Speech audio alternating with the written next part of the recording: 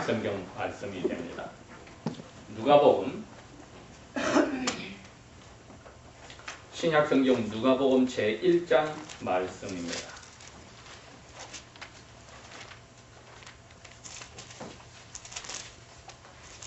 누가복음 87페이지 제1장 말씀.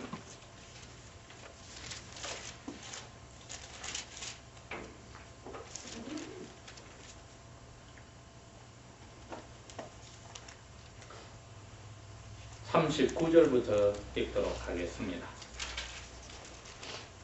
이때에 마리아가 일어나 빨리 산중에 가서 유대 한 동네에 이르러 사가랴의 집에 들어가 엘리사벳에게 문안하니, 엘리사벳이 마리아의 문안함을 들으매 아이가 복중에서 뛰노는지라.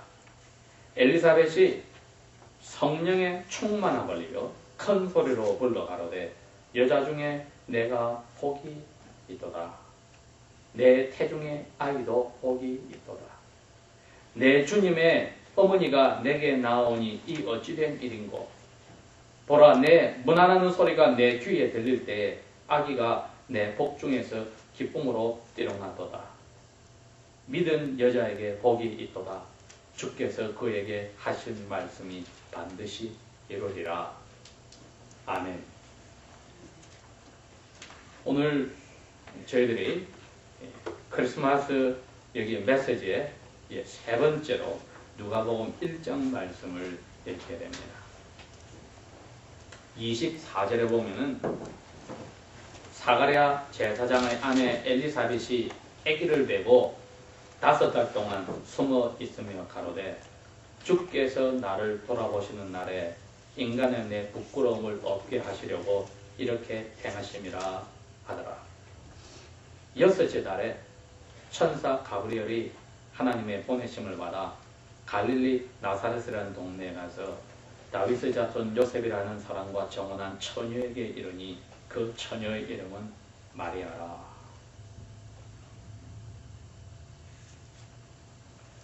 (36절에) 그럽니다. 보라, 내 친척 엘리사벳도 늙어서 아들을 배었느니라. 본래 아기를 가지지 못한다 하더니가 이미 6달이 되었나니 대저 하나님의 모든 말씀은 못하실 것이 없느니라. 마리아가 가로되, 주의 계집 여종이오니 말씀대로 내게 이루어지이다 하며 천사가 떠나가니라. 그렇게 하고 오늘 저희들이 읽은 39절 말씀이 시작이 되었습니다. 오늘 저희들이 읽은 이 내용은 엄청나게 큰 사건이었습니다.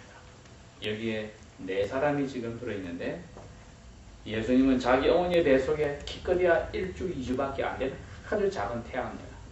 그 다음에 어머니 마리아가 있고, 마리아의 사촌 언니 엘리사벳 아줌마가 있고, 이 아줌마의 뱃속에는 6개월 이상이 된 아기가 있습니다. 근데 이 네 생명이 오늘 이 이야기에 나타나는데, 특별히 오늘 저희들이 생각해야 될 것은 우리 개개인에게 하나님이 왜 어떻게 살아라고 명령을 주셨을 때 저희들의 태도를 물으시는 겁니다. 즐겁게 하나님의 부르심에 대답하자. 이게 오늘 저희들이 생각할 점입니다. 즐겁게 하나님의 부르심에 대답하자. 그 말은 내가 왜 사느냐 하는 것을 확실히 알아야만 그게 가능합니다. 마리아는 다른 동네에서 이사온 청년인 요셉과 결혼을 하기로 약속을 하고 1년 동안에 준비하는 기간이 시작이 되는데 갑자기 천사가 나타났다. 너가 하나님이 택한 여인으로 처녀지만 아기를 베어서 이 세상 사람들의 죄를 용서해주는 메시아를 가지게 된다. 마리아는 그 말을 처음에 이해하기가 힘들었습니다. 어째 그게 가능합니까? 저는 결혼까지 안 했는데. 주의 성령이 와서 너를 아기를 되게 하겠다. 그런데 너처럼 벌써 너희 사촌언니 아기도 나이가 아주 많은데 이제 처음으로 아기를 가진 지 6개월이 됐다. 그러면서 하시는 말씀이 하나님의 말씀에는 불가능이 없다.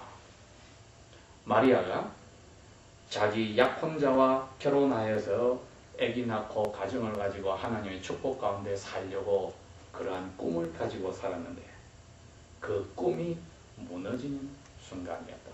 이겁니다. 이 자리에 있는 저희들이 예수 믿고 나서 가진 모든 계획대로 원하는 대로 다 되었다면 그거는 하나님이 사랑하지 않는 자입니다. 하나님이 사랑하는 자녀는 히브리서에서 말씀하시기를 사랑하는 자를 하나님이 자기 아들, 딸로 만들 때 다 채찍으로 때린다. 즉 하나님의 아들, 딸이 되기 전에 가졌던 그 못된 습관들, 죄의 덩어리를 벗겨내는 데는 하나님이 사랑의 채찍을 들게 되어 있기 때문에 사랑의 채찍을 맞는 사람은 하나님의 아들, 딸이 되고 나서부터 자기 계획대로 다 일이 되는 것은 없습니다. 왜? 우리가 가진 그 계획들이 죄로 물들어서 자기의 욕심으로 들어있는 게 많고 어리석은 일이 많기 때문에 그대로 다 이루어진다면은 그건 하나님의 사랑의 채찍을 받지 않았으니 성경 말씀대로는 사생자다, 버린 자다. 하나님의 자녀가 아니라는 뜻입니다. 마리아도 하나님의 뜻대로 살려 했을 때 자기 계획이 가장 중요한 인생의 계획이 결혼하여 재밌게 살려던 계획이 무너져버리는 일이 생겼습니다. 그러나 그게 하나님의 말씀에 순종해야만 계획이 무너지게 되어 있었습니다. 하나님 앞에 우리가 왜 사는지, 사는 목적이 무엇인지 잡았을 때 그것을 잡는 순간에 나의 계획이 무너집니까? 아니면 세워집니까? 세워진다면은 아직까지 하나님이 우리를 부르신 이유를 잘못 알고 있는 겁니다. 아직까지 우리가 하나님을 이용해 먹고 있는 겁니다. 하나님의 뜻에 부름을 받은 사람은 자기가 지금까지 살아왔던 계획이 틀어지게 되어 있습니다. 중간에 고치는 게 아니라 바탕부터 무너져서 새로 하나님의 뜻에 따라서 인생 설계를 다시 해야 합니다. 부부생활도 자녀 교육도 자기 하는 일도 직업도 모든 일을 다시 해야 합니다. 마리아는 지금 그 자리에 들어갔습니다. 요셉과 결혼하는 게 이제는 불가능하게 됐습니다. 하나님의 말씀에 순종하면은 자기의 계획이 무너지게 되었습니다. 그러나 이분이 38절에 이렇게 이야기합니다. 주의 계집 여종이오니 주님의 말씀대로 내 몸에 이루어지기를 원합니다. 나의 계획은 이젠 다 엉터리가 되고 무너졌지만은 주님이 가장 원하시는 나의 삶이 그것이라면 저는 즐겁게 그것을 받겠으니 불가능한 일을 저로 하여금 아기를 배게 하는 기적을 주시니 저는 그스러운 인생을 만족하겠습니다. 아니나 다를까? 아기를 낳고 나서 결혼이 무너졌습니까? 아닙니다. 아기 낳기 전에 하나님이 약혼자의 마음을 돌려서 마리아를 덮어주고 결혼하게 만들어주심으로 마리아는 자기 계획이 무너지고 하나님의 것을 받았을 때 자기가 처음 가졌던 계획보다도 더 하나님이 주신 멋진 삶을 사는 시작이 되었습니다. 인생이 4,000년 이상 기다려오던 하나님의 약속하신 아들이 자기를 통해서 태어나는 그러한 엄청난 사람의 마음으로도 생각지 못하고 눈으로 보지도 못했던 그 은혜의 복을 자기 인생을 계획을 포기함으로써 마리아는 선물로 받았습니다. 그래서 마리아가 이제 자기가 그 소식을 들은 게 확실한 것을 알아보려고 그 일주일이나 걸리는 먼데 남쪽 도시에 혼자서 방문을 하였다. 그랬더니 아니나 다를까 사촌 언니가 마리아가 들어오면서 하는 인사를 듣고 하는 말 마지막이 45절에 이렇습니다. 믿은 여자에게 하나님의 말씀을 그대로 믿어준 여자, 즉 너 마리아에게 복이 있다. 너가 그 말을 믿은 지 지금 일주일밖에 되지 않았다. 그런데 너에게 복이 있다. 어떻게 해서 그 멀리 떨어지는 언니가 이 사실을 압니까? 처녀가 아기를 가진 줄 어찌 압니까? 아무도 모르는데 성령께서 충만하게 하셔서 그 비밀을 가르쳐 주셨다는 겁니다. 주께서 너에게 한 말이 다 이루어지리라. 보라, 처녀가 잉태하여 아기를 뵐 것이요 사람들이 그 아기의 이름을 임마누엘이라 하리라. 하나님이 사람과 함께 있다. 그 일을 이 세상의 그 수많은 결혼한 여자들 가운데, 아기를 낳는 여자들 가운데 한 사람에게만 선물로 주셨는데 이 마리아에게 그 선물을 주신 겁니다. 왜?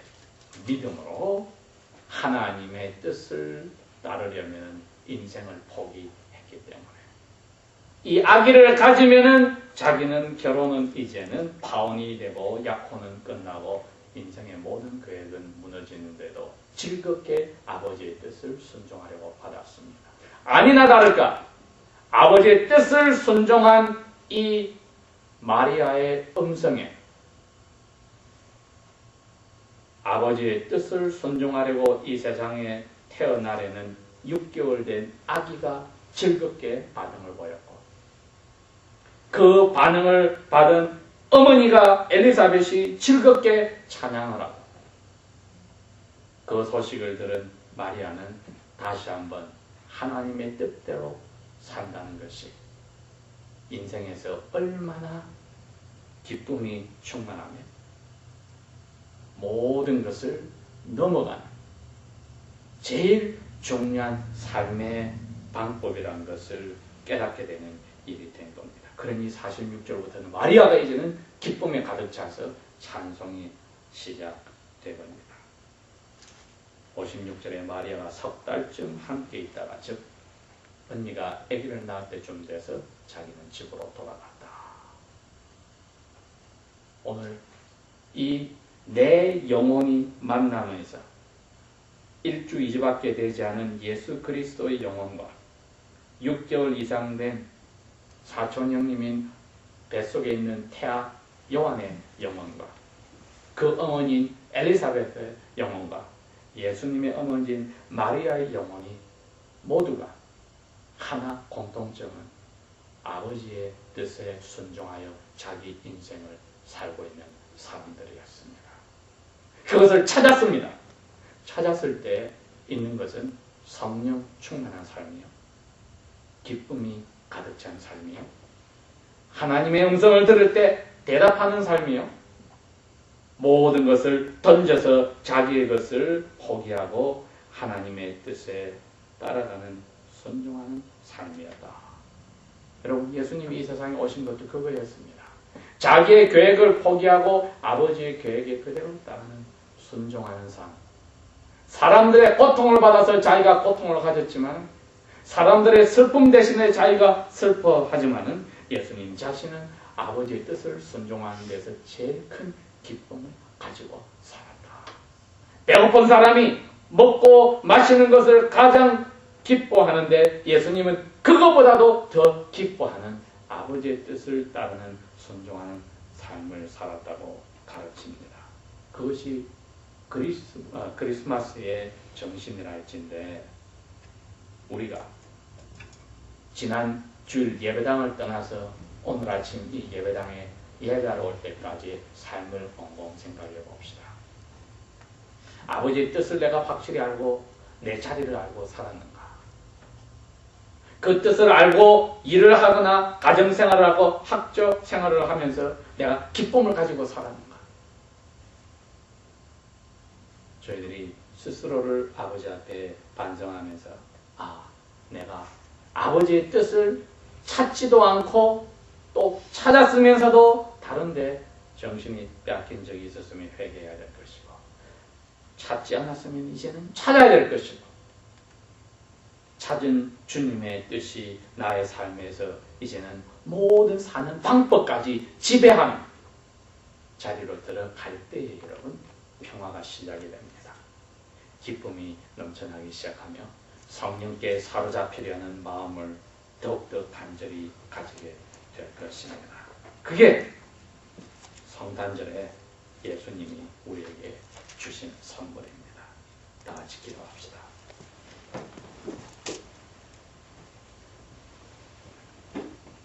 아버지 하나님, 이 세상을 만들기 전부터 아담과 그의 아내가 죄를 짓기도 전부터 아들과 하신 약속에 따라서 때가 되매 아버지의 말씀을 순종하는 여자 성도들을 통하여 아버지의 뜻을 이루어 주신 것 감사합니다.